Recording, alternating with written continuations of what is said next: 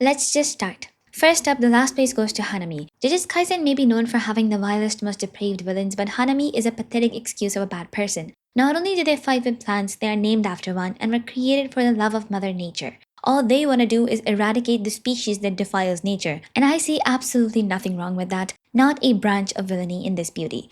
Next up, we have Jogo, who was a victim, if anything. He wasn't a villain because he wanted to be, but because what else was a lava spitting one eyed beast supposed to do? Humiliate himself at a circus? Even a curse has its pride, and all Jogo did was his job. If the world doesn't accept him, then why should he? People out here can't accept different skin colors. Ain't no way this is getting accepted. Well, unless he had a bit of fur, but let's not get into that. Jogo had every right to be a villain, nothing to see here. Now, with the bottom dwellers out the way, we have the actual scum of society, Naoya, a character whose first words were which Zane's sister was marriage material. A misogynist, narcissist, sadist, you name it and he's got it. This man casually said to Mai and Maki's mom that a woman who doesn't walk 3 paces behind a man should be stabbed in the back. I mean, what can you expect from a man who idolizes Toji and looks down on everything in the sky? Horrible man, fantastic villain, I wish he rots in hell. Now number 5, Geto. A ranked hater, a competitive racist. But then again, can you really blame him? Having to eat those fist-sized vomit-tasting balls for a living while your marble-eyed friend yaps and gets high on sugar? Anyone would go to the dark side. For Geto, all non-sorcerers were monkeys, while he and the other cursed energy users were a superior evolved being. And that time spent saving these monkeys was time lost evolving into an even greater species. Now you could say it was more of an acquired hatred than an innate one, but you can't tell me he wasn't waiting for this opportunity his whole life. What person goes through a tragic situation and the first thing they think of is, yes, time to commit genocide? Unless that person looks up to a certain painter.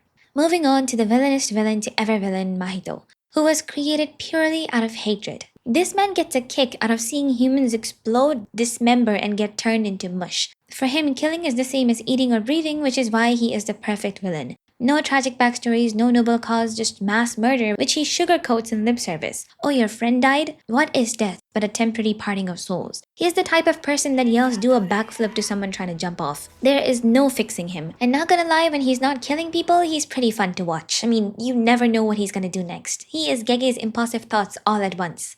Now time to lock in for the top 3. Kenjaku. A man who is willing to become anything and everything for his twisted goals, even if it means he has to give birth. You cannot make this up. Kenjaku is an egotistical maniac who loves the sound of his own voice. He is the sort of person who spends his evenings pulling cords of patience on life support. This man's master plan was to merge all of Japan into one big ball of blood and flesh and compared it to holding a crayon with a blank piece of paper. If Geto hated non-sorcerers, then Kenjaku hates all of humanity and goes to bed thinking of how many families he's gonna ruin tomorrow. He clung to Sukuna like a leech when Gojo was around, yet still claims humans can't hold a candle to curses. Truly the arrogance of a top-tier villain.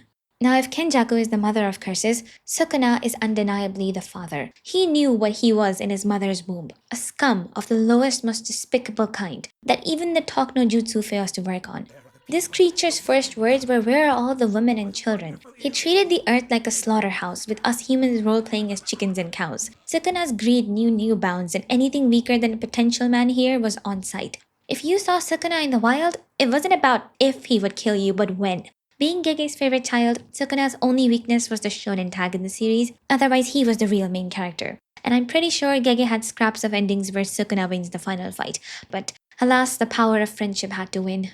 And now for the long-awaited first place, which is, to no surprise, Gege himself.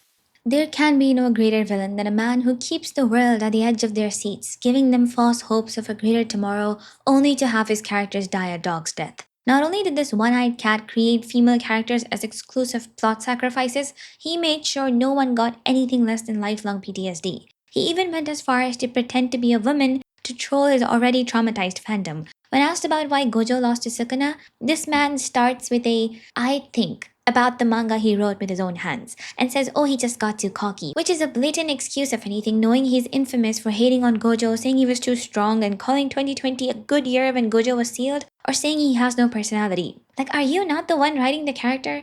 Gege would rather spend 10 chapters explaining Hakari's cursed ability than have his characters show human emotions. He'll lay out the most complex, intricate plot to hype up a character, and then go psych.